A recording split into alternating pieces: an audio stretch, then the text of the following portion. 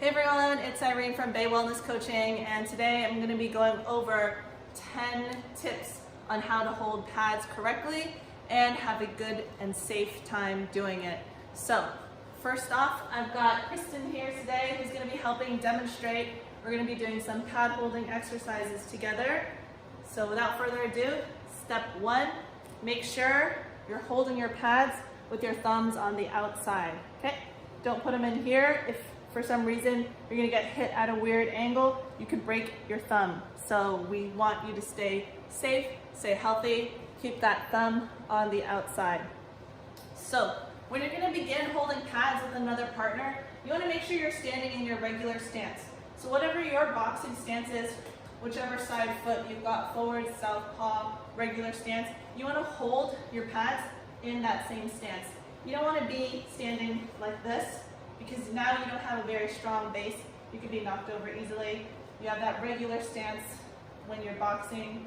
That will help give you the most stability from either direction. So make sure you're standing still when you're wearing your pads in a regular boxing stance. So the next thing we're gonna go over is on your basic hit. Number 3, you're gonna go left to left, right to right. So your left hand to the left hand, right hand to the right hand. Same thing with the hooks. Same thing with the hooks, with the uppers. Okay, so just making sure left to left, so not same side, just to begin with. Keep it easy, keep it simple, don't get confused. All right, number 4 is signaling. Signaling with your partner is super important. So how's my partner gonna know when I'm ready? For me, in the way that I signal that I'm ready, I'm putting that pad up. When that pad goes up, they'll know that I'm ready to receive that hit. If my pads are down, it means don't hit me, I'm not ready yet. Okay? So when I put those pads up and I'll say the combo, say jab, cross, hook, upper.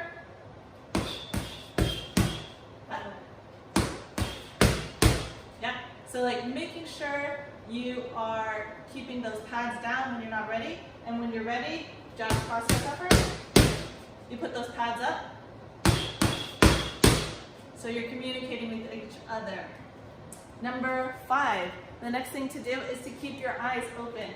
Say you are doing a combo and I'm now looking at the camera when my pads are up. I might be signaling to my partner that I'm ready. They might think I'm ready, when in reality I'm distracted with something else. So keep your eyes on your partner just like you would if you're in a sparring situation, if you're in a fight situation. You want to make sure you're generally looking in the direction of your partner, maybe kind of checking out shoulder to hips area so you can see what move is coming up. So you just want to be careful. Say I'm holding a pad here, but then I notice maybe it's actually in the combo, we're actually doing a kick. I would notice by the fact that they might already be pivoting their hips.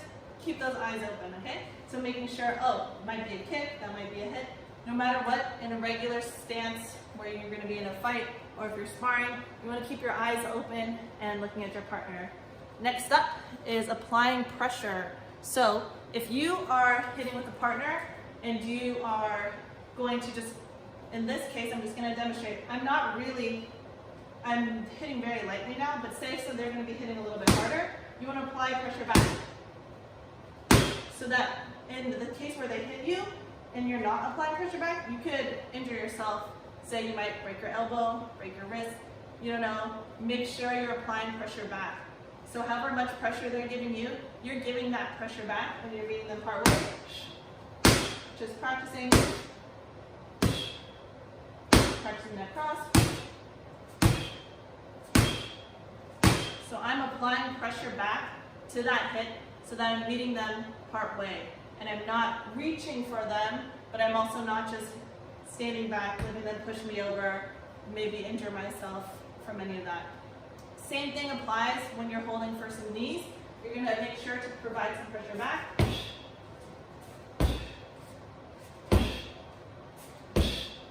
Do your same breathing exercises you might be doing if you were hitting with that pressure back. Same thing for the kicks, keeping those elbows in. Just like in a regular fight, you're not going to have your elbows out here. Same thing with the pad holding, keeping everything nice and tight. So if you're going to practice some kicks,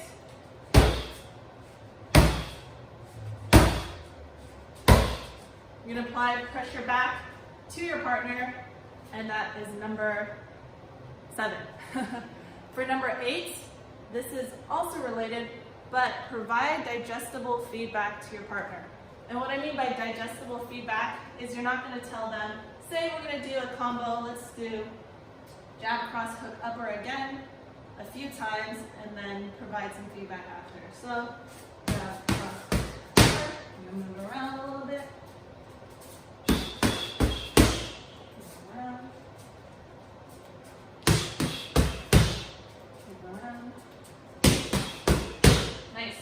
So, at this point, I might say, if my partner isn't remembering to bring those hands back to their face, you're a little bit newer, you might say, hey, remember to bring those hands back to your face. Oftentimes, if you're a beginner, you finish your combo, your hands are down like this, you're open to getting hit.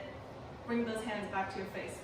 So that is a form of digestible feedback. They have some time to get their workout in. You give them a little bit of information that can help them too.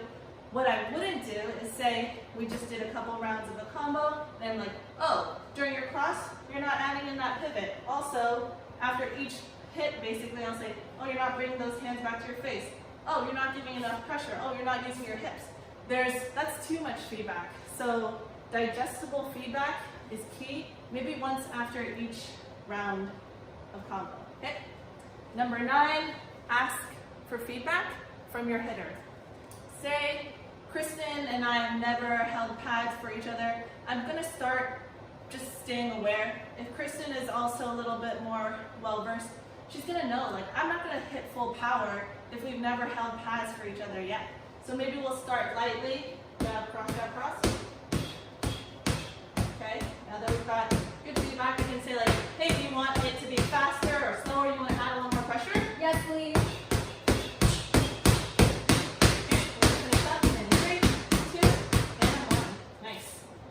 So just remember to communicate with your partner. Say if you're ready, you're fast, they're moving fast, you're like, okay, we got a good cadence together, then ask them for some feedback. Do you want it to be a little bit harder, a little bit softer?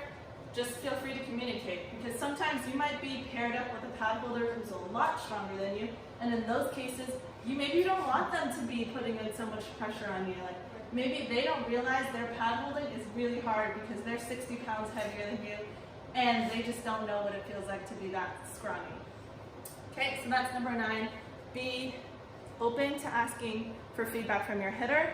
And number 10, the last one, is to have fun, practice, and just keep it going. So if you are new to the sport and you're enjoying it, practice with a friend, grab a friend who might be interested, but definitely watch this video, learn how to hold pads a little bit more for each other, because you don't want to get injured. You want to be safe and be careful with your pad holding. So have fun and do a little bit of pad holding with a friend, another classmate, teammate, whatever you want. And I think that's pretty much it. Yay! Yeah, if you want to find out more about Kristin, check Kristin out on youtube.com/RebelSpud. That's youtube.com/RebelSpud. And hear a little bit more about Kristin's ACL, MCL recovery. And that's pretty much it. If you have any questions, let me know in the comments. But otherwise, happy pad holding and have a good rest of your day. Memory. All right, so I'm gonna just share a little bit more about the products that I'm using right now. I'm using these Fairtex pads. They're pretty good. I've always had a really good experience with them. I've used some other pads that were not as good quality, and I've been happy with that. Here, I've got some Hayabusa gloves, which I've also been really happy with. I have another review video between this and some of the more popular Standable brand gloves that are super popular and like the #1 seller on Amazon, and I go over a couple of differences. So you can check out that video as well. If you have any questions, drop it in the comments, and I'll catch you later.